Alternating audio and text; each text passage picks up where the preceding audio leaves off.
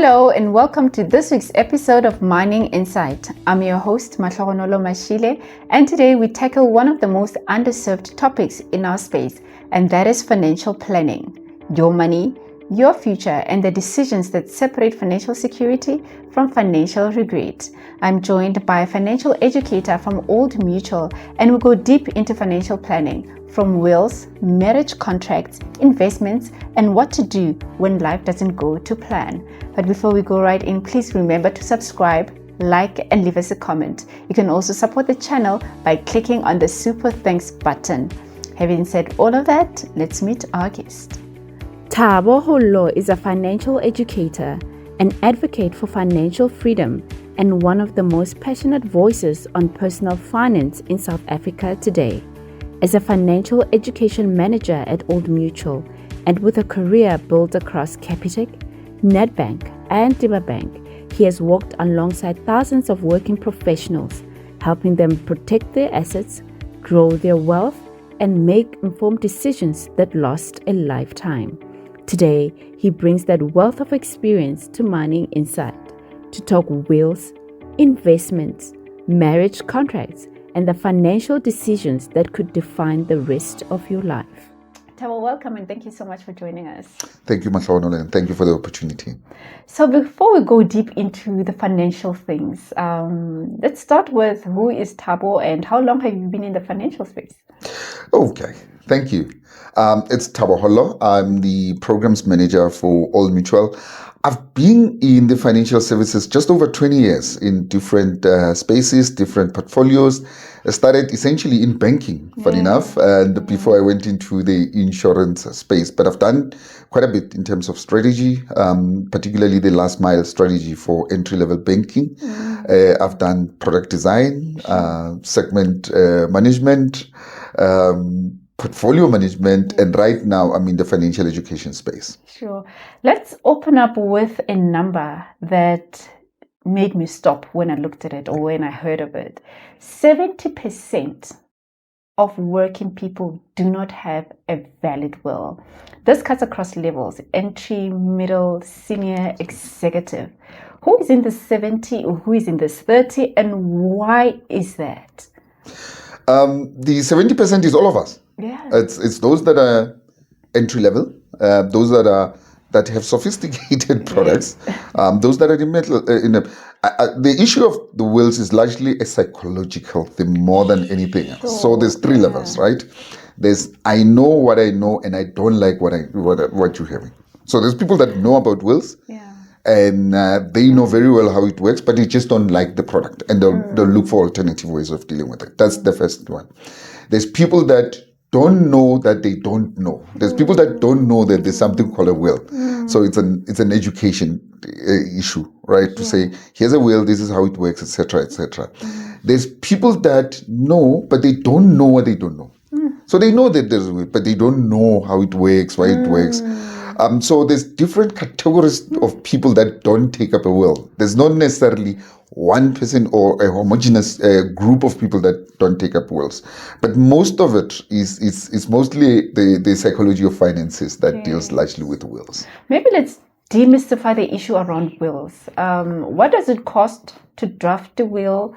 And perhaps what is that percentage that is taken by the executor should death happen? Because sometimes people, they think they want it, but they know, hey, should I go? A large portion is going to an institution already. Why should I work for an institution where I go to my children? So demystify the issues around will and the costs around it. Let's start with the regulated amount. It's 3.5% of the estate. That's what it takes to execute on your will. But in terms of the cost of setting up, it differs from institution to institution and the complexity of the will itself. But the good news in South Africa is that in September of every year, there's Wills Week, where financial services institutions, the legal fraternity can actually compile your will free of charge. So you don't have to pay anything. So in terms of the initial setup of the will, it doesn't have to cost you. And there are institutions that have online wills that are free of charge. Of course, there's administration fees, annual administration fees that you have to worry about, right? And depending again on the complexity of the will, you can have a simple will, right? That you drafted yourself, so long as it complies with the rules around the will to make it a valid will. And it might cost you absolutely nothing. Again, it depends whether it's the simpler will, or is it a complex structure that needs, for instance, a trust to manage with beneficiaries, with complex. We're not the same, but it's not as expensive as compared to not having a will. Let's get into that cost of not having a will. I mean, people pass on, and I mean, as a financial person, there's a lot you see that goes wrong when people don't have wills. Talk to us about the cost of not having it. Absolutely. It's called passing away intestate. So if you die and there's no specific will, then it is up to somebody else to make decisions on your behalf. That's where the costing comes in. Imagine a situation where you have a family, and God forbid, then you pass away. But then you didn't put who's supposed to be the beneficiary of your assets, and you leave that decision to me, who does not know anything about you. And suddenly I distribute your assets according to my own, not your wish, not your will. So the cost is in twofold. One, there's a psychological cost of it, right?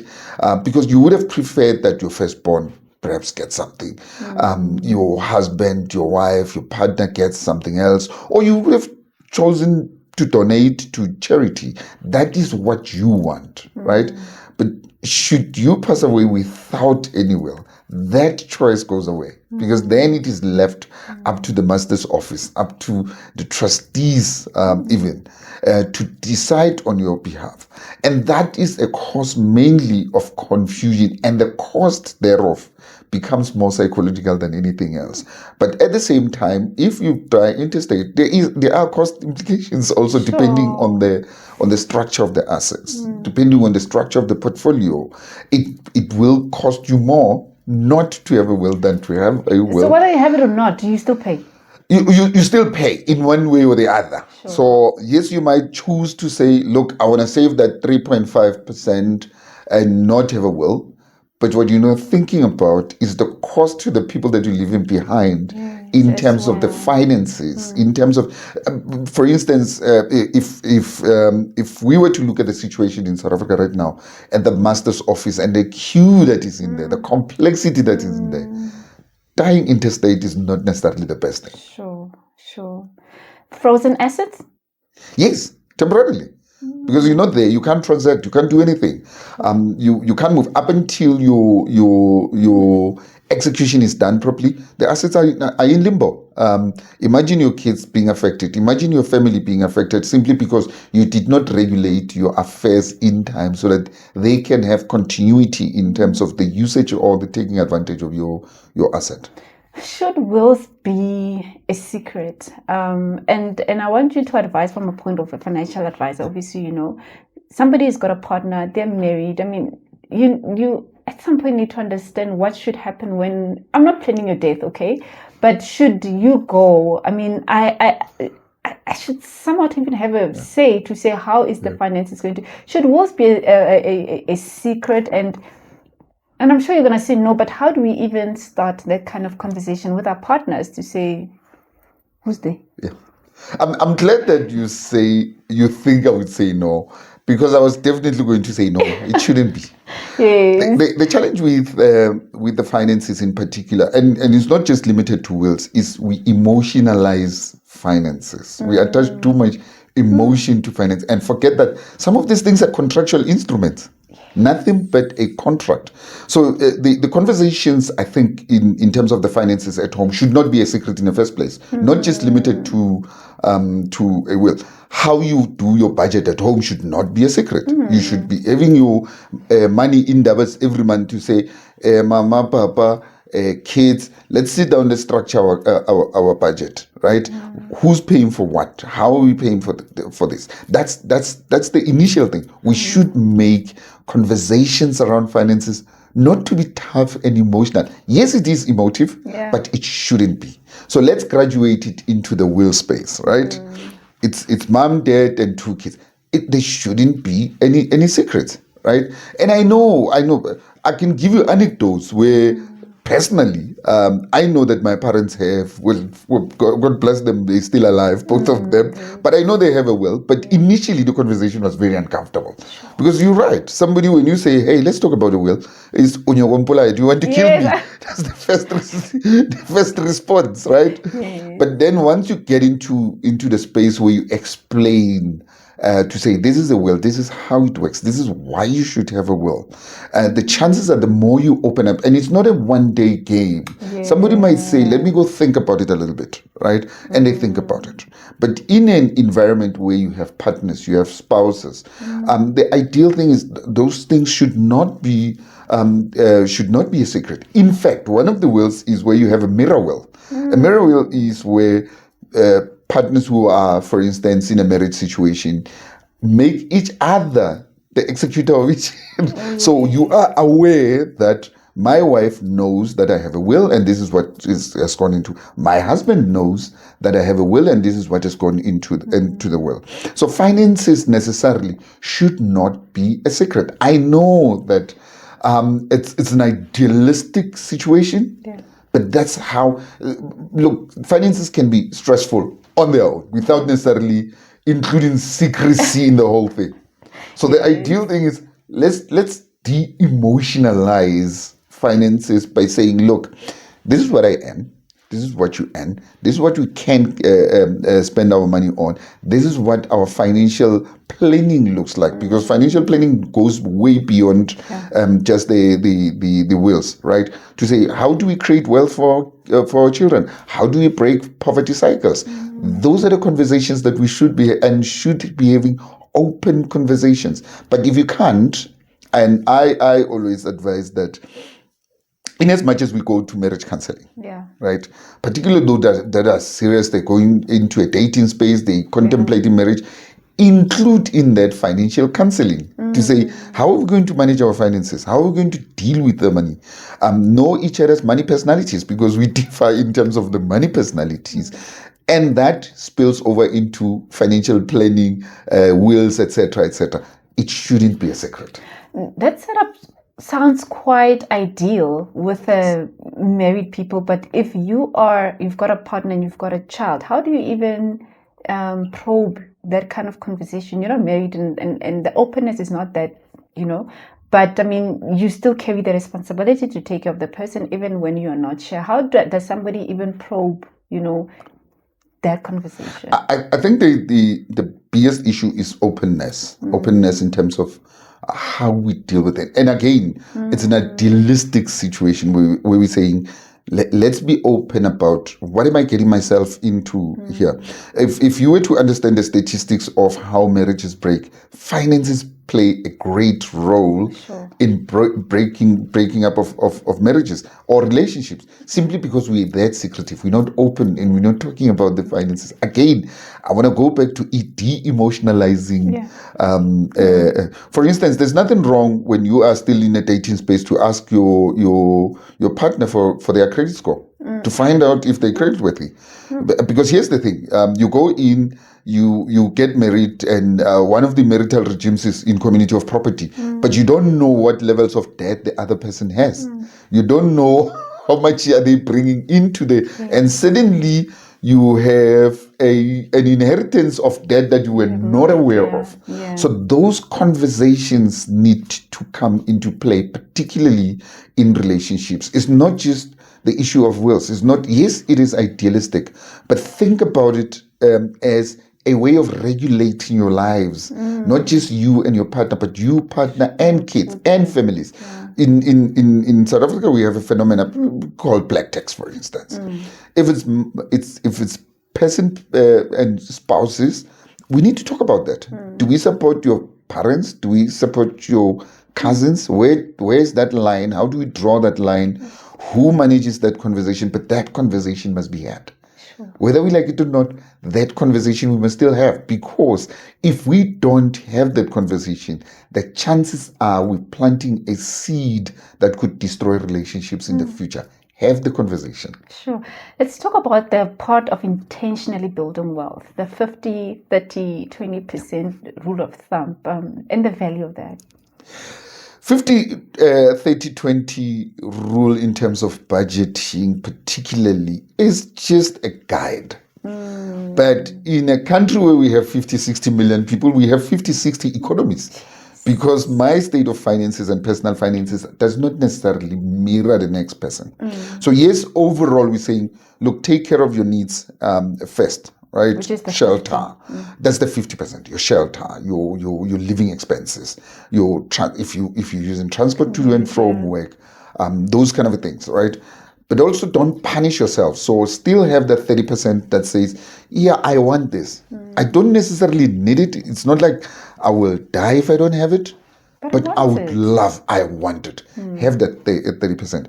And in terms of the 20%, that's where you're talking about savings, investment, debt carrying and stuff like that, and building that wealth, right?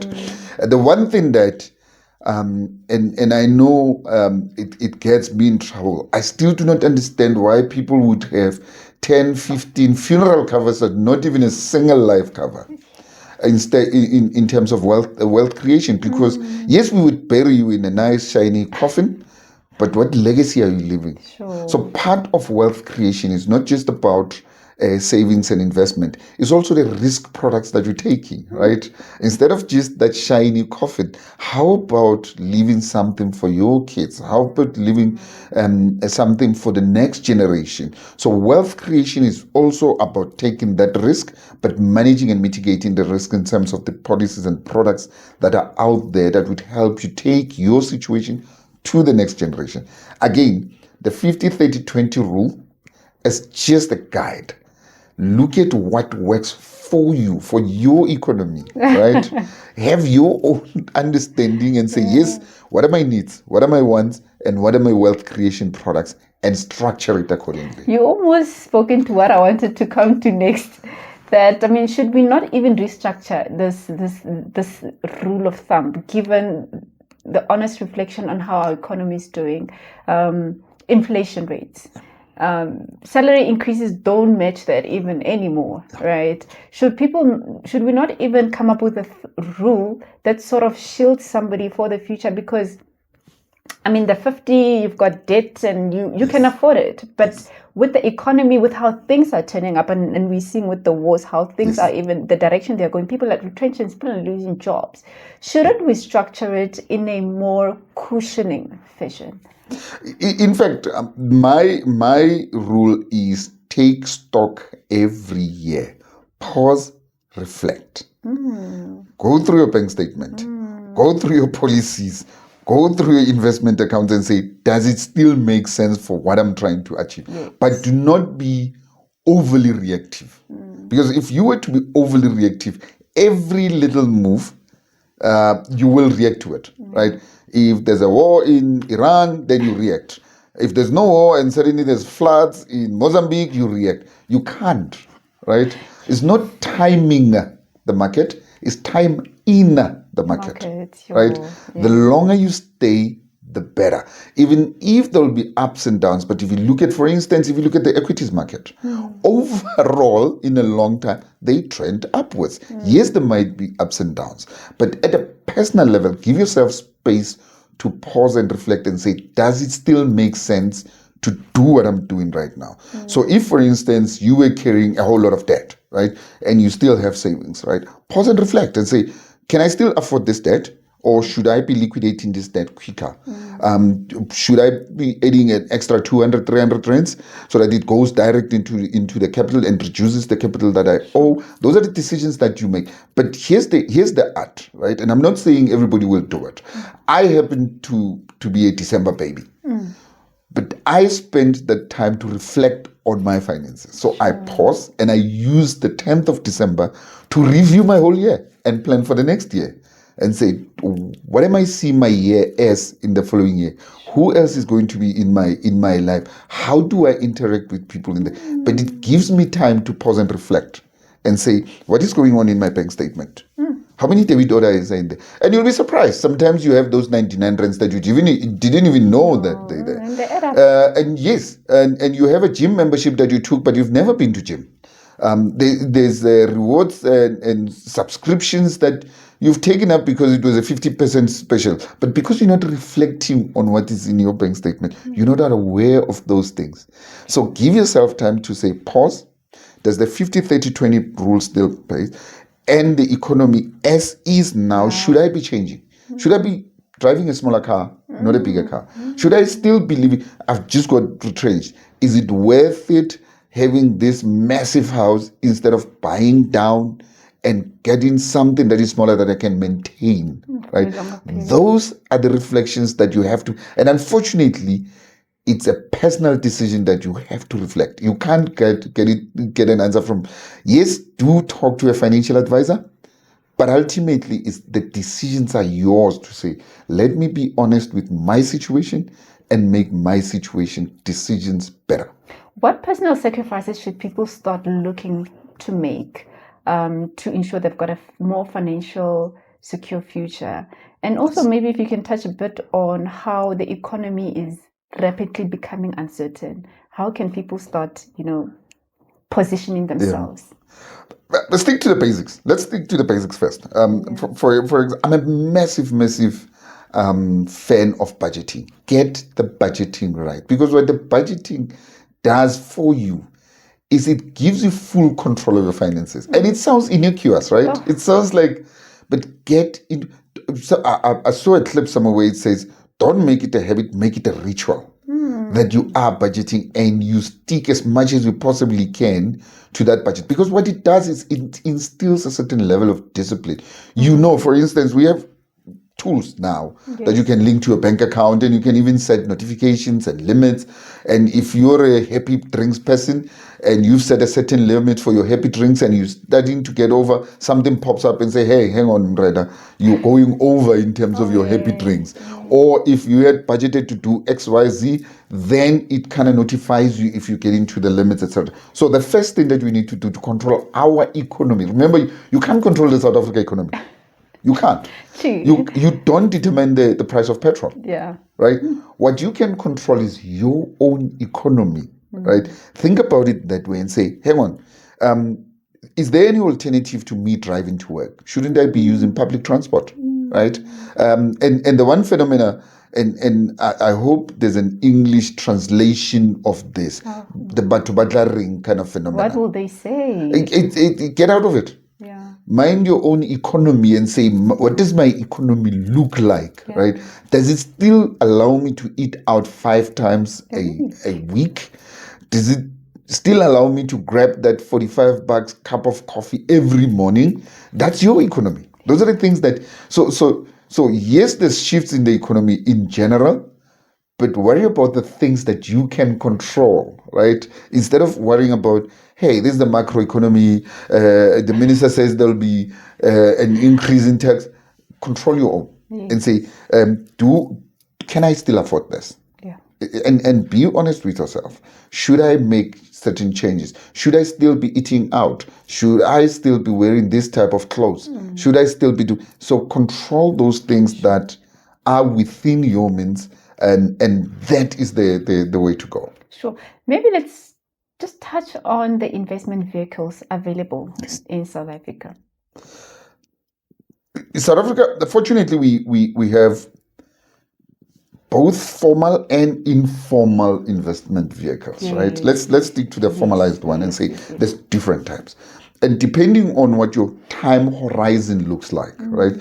You could be looking for something that is immediate and short term, and that's typically your risk mitigation, right?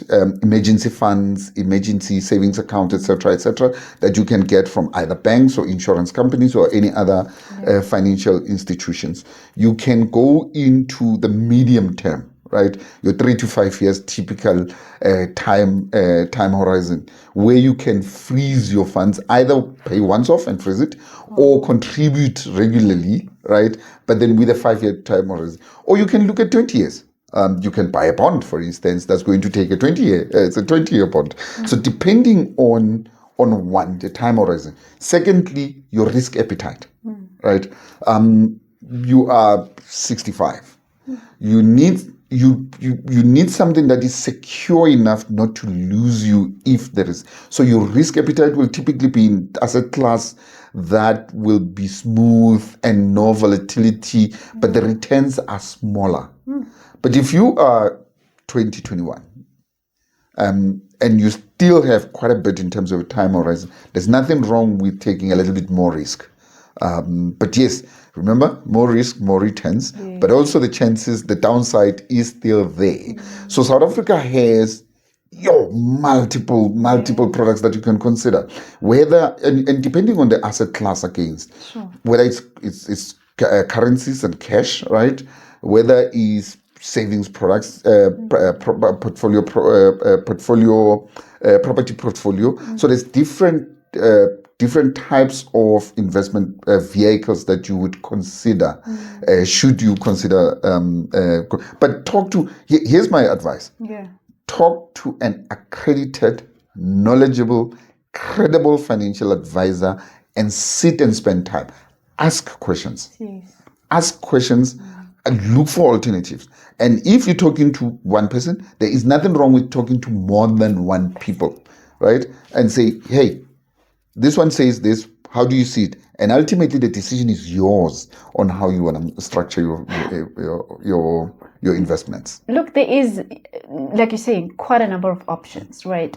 But there's just too much in the market. And I'm talking, of course, you need to have your tax freeze, you need to, Yes. But these policies, there's insurance. I mean, you can be walking insured, hair, face, eyes, legs.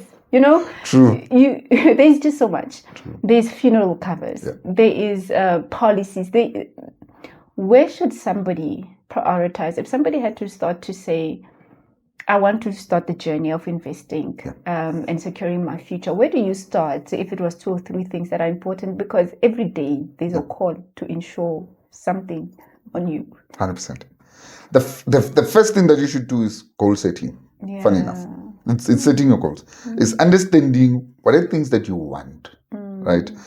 What are your short-term goals? What are your medium-term goals? What are your long-term goals, right? And say, next year I want to go to school. I want to study, right? And in 3-5 years' time, I want to change my car and buy a different car. In 20 years' time, I want to retire. Once you get those sorted out first, then you can say, what are the products and tools that I need to use to fulfill on all of those, right? Let's take a short term and say, look, I need something that I can put $50 in, but it's liquid enough that if there's anything that I need, then I can pull it out. Then you go back and say, who can I talk to? You can talk to different banks, different insurance companies and say, what do you offer? Shop around and say, this one is going to give me 9% interest, for instance, in terms of return, but here's the disadvantages. This one is going to give me 5%, but here's the advantages and disadvantages, and make a call in terms of that. But remember, it's tied to your goal. And you go back and say, medium term, oh, by the way, I said I wanted to change my car. The car that I want to buy looks like this. This is how much it's probably going to cost me. Therefore, I need to contribute X amount into a particular instrument. Then you make that goal, right? And then in a long run, I want to retire comfortably. Then you start looking at things like retirement annuities, different types of long-term products. So the best start will be a reflection in terms of your own goals. Then based on your goals, you go back and say, what are the tools that I need? And by the way, there's 4 key that you need to look at, right? There's transacting. What kind of bank account do I need? And it's as simple as that. Some of us have 3, 4, 5 bank accounts because we simply don't know what we want, right? That's the first one. Secondly is the issue of savings and investment, right? What instruments are out there in terms of my savings and investment, and how can I leverage them? The third big is risk, right? Yes. What kind of insurance? Is my house insured? I'm driving a car. Is it insured, right? I'm walking around. Do I have a funeral cover just in case? What about life cover? What about disability? What about rest disease? That's risk, right? How do I mitigate? Then that's the risk part. The fourth and the last one is debt. There is absolutely nothing wrong with taking on debt. There's everything wrong with taking on bad debt, right? So use debt to leverage, use debt to study, use debt to start businesses, right? But leverage debt. So out of these four instruments, when you have set out your goals, short, medium, and long term, which instrument are you going to use? In 20 years, I want to have a home that I can retire. There's nothing wrong with taking a mortgage bond and say, I'm going to pay this over 20 years. If you paid it in 10 years, even better. But that's an instrument that will suit that time horizon, your retirement annuity, your retirement savings, your pension funds, etc., suit that type of thing. But at the same time, I have ambitions to send my kids to school, right? He's still in high school. He's still in grade 8. I know that grade 12 will come and first year university will come. Put money aside. And start saying, in 5 years' time, little Tommy will have something to take them to school. What are the instruments that are available to deal with that part? So that's essentially. So if you were to ask me, step back, set your goals. Then once your goals are set and you know exactly what you need, get the tools that will support all of those goals. Talking about debt, I mean, a lot of professionals get bonuses, you get 13th check, paycheck, whatever they call it. Would you advise on investing or paying debt? It's not an either or. So any windfall, for instance, your uncle left you a bit of money as part of he was clever enough to have a will. And because you're being a good mchana and uncle says, no, here's a windfall, then that's the money that you got in lump sum. Look at your debt position, yes. Look at your liquid savings and investment. Look at your long term and spread it across. But then, yes, if you're sitting with the high levels of debt, try to liquidate your debt as much as you possibly can. It works to your advantage, yes, but it's not an either or. It doesn't mean if you have 100,000 and your balance is 101, then every 100 of that 100,000 needs to go in there.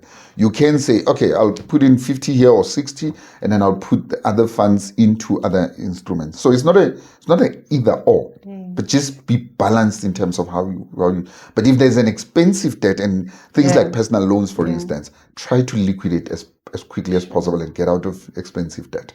Sure. Maybe the last one is on marriage contracts, and the impact that they have on your investments. And if there is one contract that you would say is more protective, maybe just touch on the impact that a contract has on an investment. Again, I said we must de-emotionalize. We must de-emotionalize the finances, right? Sure. And yes, it's a very complex communication, right? Because some of us believe that but if you want a ANC without accrual, you don't trust me, right? Some of them, no. I can only marry you if we married in community of property. De-emotionalize it. Sit and understand each other and say, what are we trying to achieve here? There's people that would go into marriage and say, we're probably going to have to take a risk, but we're going to take a risk on one person.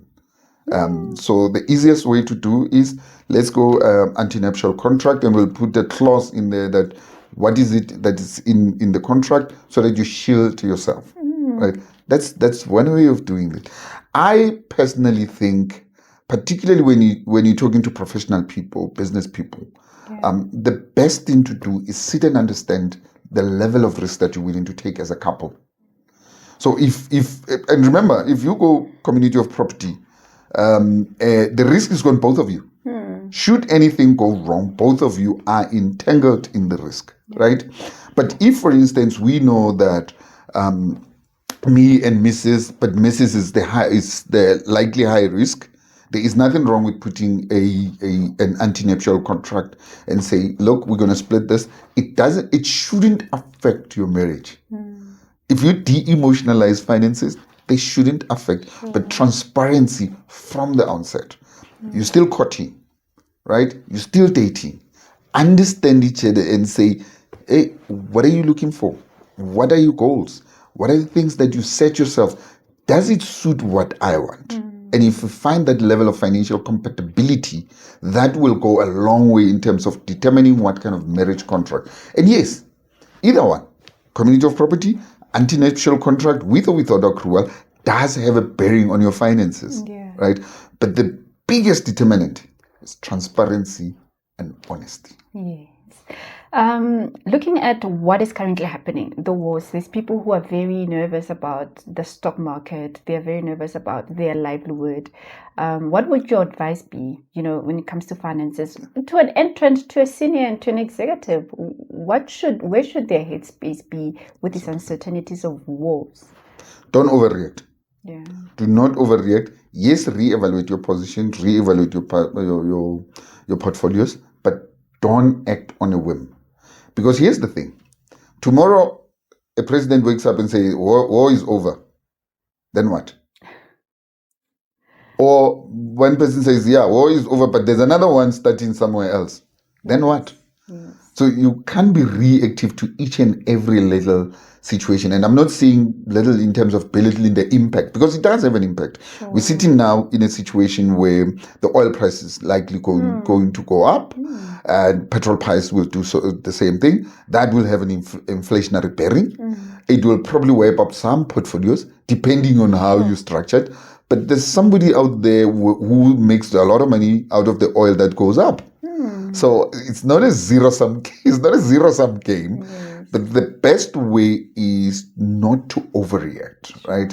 Yes, evaluate your portfolio. Yes, sit with your planner, your financial advisor, and say, how are we looking? Where are we weighted? Are we weighted heavily on gold? Should we still be there? Are we heavily weighted on currency? Should we still be there? Yes. And make decisions, but don't react each time there's a volatility, because in a long term, particularly if you look at equities, they tend to trend upwards. How important is it for somebody to shadow and look after their portfolio? Because sometimes I'm like, I have an asset manager, but I'm still the investor. How important and how often should you go to an asset manager or investment manager to say, what's happening? Are we still in the right track? Is it increasing? Because some people just invest, the money goes out, they're comfortable, but they don't know what is happening behind the scenes. My rule of thumb is every year. Okay. Every year you must review. Yeah. Every year you must sit down and say, does this deal make sense? Yes or no? Does this make sense? Yes or no? Make those decisions. Get involved. Read the contracts, read the statements, understand what is happening, because whether we like it or not, it is still your portfolio. Yes, it might be managed by somebody else, but essentially that person is your agent, is taking agency from you, right? So the decisions essentially are still your decisions. So get involved. Yes, you might not understand the intricacies of portfolio balancing. That's fine. But at least have a basic knowledge that, hey, my balance was 2 rands, now it's 3 rands. Why? Right. I've noticed that I've paid you 6.5% of the portfolio. Why? So ask the questions, get to understand your own portfolio, right? And annually, just look at your portfolio, everything, bank statement, policies, investment account, everything. And make decisions and say, are we still in a comfortable space? Do we still need to continue with this? And make those calls. Look, Tawa, thank you so much for your contribution and your insight. Truly appreciate it. It's an absolute pleasure, Matloanol. Now that was practical, honest, and actionable. If today's conversation prompted even one decision, a will, an investment, or even a conversation with a partner, then this episode did exactly what it was meant to do. Thanks for watching. Bye-bye and God bless.